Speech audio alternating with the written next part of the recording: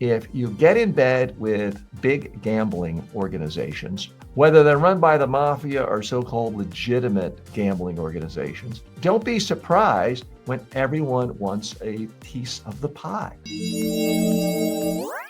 The NBA's integrity crisis goes federal. Federal prosecutors unsealed 2 indictments naming more than 30 people, including Portland Trailblazer head coach Chauncey Billups and Miami Heat guard Terry Rozier in what they describe as organized gambling and rigged high-stakes poker tied to mafia families. Here's what prosecutors say happened. Terry Rozier allegedly told a friend before a March 23rd game that he'd exit early with, quote, foot discomfort. Bets then poured in on his unders. Chauncey Billups is accused of helping attract wealthy marks into poker rooms that, according to the indictment, were secretly stacked against doctored shufflers and hidden signals. This is happening in the modern NBA and elsewhere with this poker, where legal sports gambling is woven into the product. The league takes advertising dollars from sports books, partners with betting apps, and actively promotes prop bets, tiny bets on a single player's stat line. The FBI compared this to insider trading. The NBA has put Rozier and Billups on leave and says, quote, the integrity of our game remains our top priority.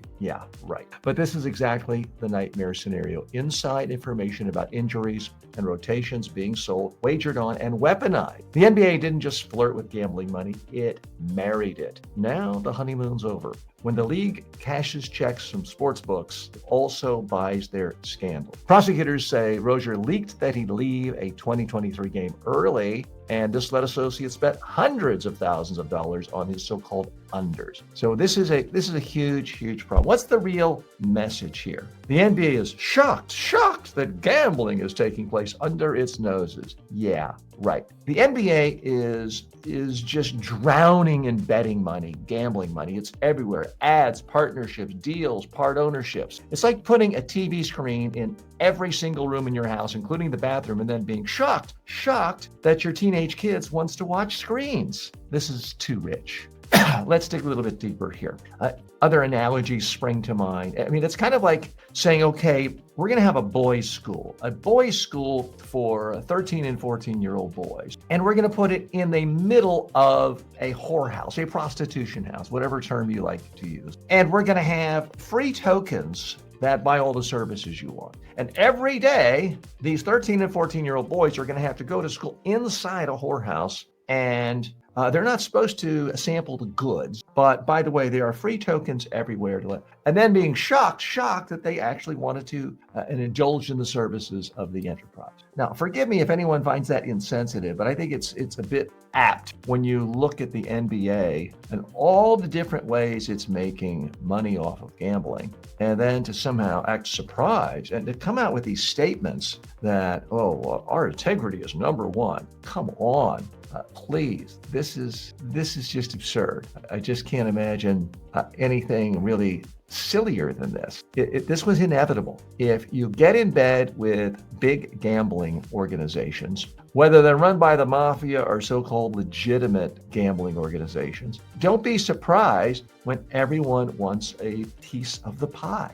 Here's the other bizarre thing about this. You had Kash Patel, the head of the FBI. You had what looked like normal law enforcement press conference going after people who are ripping off people, distorting markets, causing fraud. And I was thinking to myself, wow, something's really strange here. It's almost a sense of deja vu, like I used to see things like this, different. And then it occurred to me, this is the first time I've seen the FBI this year actually go after real criminals and real crime, as opposed to just being henchmen doing retribution against a political enemy of Donald Trump. As far as I know, these basketball players and coaches ripping off people were not enemies of Donald Trump. So at least we can celebrate that. It did feel good to see our Federal Bureau of Investigation, our various law enforcement officials, arms of the Department of Justice, for the first time that I can remember this year, actually seemingly spending their time, energy, and resources attempting to go after real crime, as opposed to punishing political enemies of this president. So that's nice. I guess we have to call that a win. So NBA's $76 billion broadcast deal launches under a cloud of corruption. So they have a new deal. They have gambling partners, FanDuel, who call the incidents or the indictments deeply disturbing. Yeah, I'm sure FanDuel, the gambling company, they like to be called a gaming, they're gambling. I'm sure they're deeply disturbed at anything that might hurt their bottom line. But when you actively encourage people, and let's be clear, it's young men and middle-aged men, primarily. Yes, some women gamble on sports. I get it. Thankfully, in my family, the men and the women do not gamble on sports. We like to occasionally watch sports and enjoy it for that, not have to make money off of everything. So I'm hoping this leaves a real black eye with not only the NBA, but with all major sports leagues that want to get into bed with gambling. Because let's be honest, gambling is about lying to people and tantalizing them and say, hey, you're going to get rich quick for doing nothing. That's what gambling is. Am I saying it should be illegal to place a sports bet? No. I mean, I think there should be age restrictions, which ostensibly there are. But I also don't think it's noble to try to get money out of people and encourage people to do highly irrational activities that could ultimately bankrupt them, take their house away, take their car away, take food off their children's plates. I don't think it's particularly honorable or ethical to be in that business. And that's what FanDuel and all these sporting apps and websites are doing. They're trying to play to your emotion. They're communicating to you, hey, you're smarter than most people because you don't win bets unless you're betting on the other side of what most people do. So all of these ads, all of these partnerships, FanDuel and other sports gaming, it's really gambling companies, it's all about lying to you. It's trying to trick you into thinking you are smarter than most people who read the very same sporting news you do, watch the very same sporting coverage you do, and that you can somehow beat the odds. Well, you can in any one game. You might in a weekend, but in the long run, you're not going to. That's why these companies have all this money to spend on flashy ads on NBA games and all the other sports leagues. So I'm hoping that this is a wake-up call to major sporting leagues, major TV networks, and think, you know what? Just because we can take the money, maybe we shouldn't. Maybe it sends such a horrific message to our fans, our customers, our advertisers, our stakeholders. Maybe we shouldn't take the money just because we can. I realize that's a shocking attitude to have in our current environment. We have a White House now that's about to write itself a check from the Department of Justice for $250 million because it claims it's owed payment for all its legal fees that it had to spend defending all the massive crimes committed in the last 8 years. Because they can. They can essentially order the government to pay the leader in the White House $250 million because he can. And the NBA is not the White House. They have power, obviously, but they don't have unlimited power. They don't have unitary power. So I'm hoping they get a real black eye from this. I'm hoping they lose advertisers. I'm hoping they lose sponsors. I'm hoping they lose fans because they deserve to. Because when you're constantly telling people, not only bet on the season, who's going to win the whole championship, bet on every game. Not only bet on every game,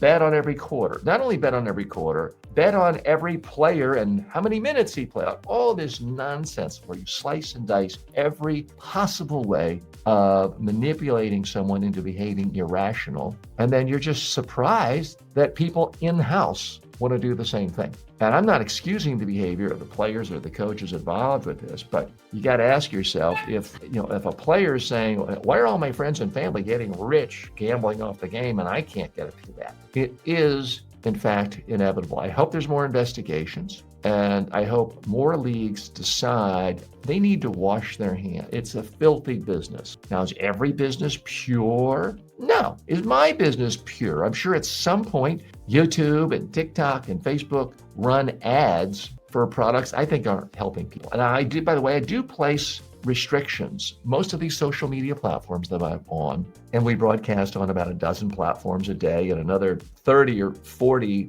podcasting platforms. A lot of them let you opt out of advertising in certain categories. I opt out of any advertising that relates to gambling, or as they like to call it, gaming. Am I perfect and pure? No. But some things are just so corrosive. They're eating away at our culture in such a detailed way. I think it goes beyond just the normal finger wagging. And we live in a culture where more and more people, especially young men, are sold this idea that, hey, you don't need to actually learn a new skill, build social skills, build technical skills, build expertise, build a career. That's all for suckers. Just place bets on the game and you'll get rich. Place bets on crypto, you'll get rich.